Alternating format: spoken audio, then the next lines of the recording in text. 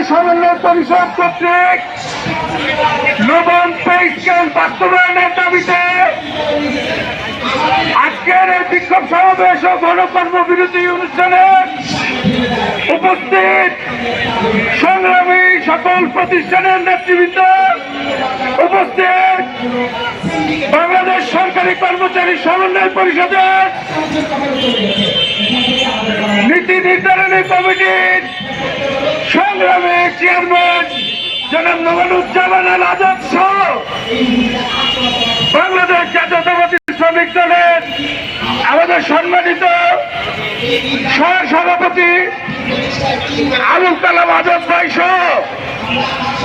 বিভিন্ন দপ্তরের নেতৃবৃন্দ, বাংলাদেশ রেল, জীবন বীমা, মৎস্য অধিদপ্তর, শিক্ষা অধিদপ্তর, ঢাকা মেডিকেল, গণগ্রন্থাগার, বিপিডিসি, বিদ্যুৎ, আন্তঃবিশ্ববিদ্যালয় এবং বাংলাদেশ নার্সিং অ্যাসোসিয়েশন,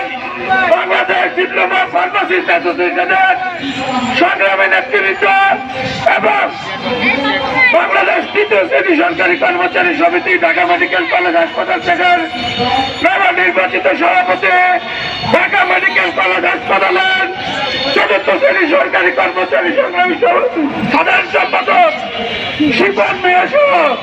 উপস্থিত সকল দপ্তরের নেতৃবৃন্দ, আসসালামু আলাইকুম। প্রিয় সংগ্রামী সাথী বন্ধুগণ, অত্যন্ত দুঃখের সাথে আজকের এই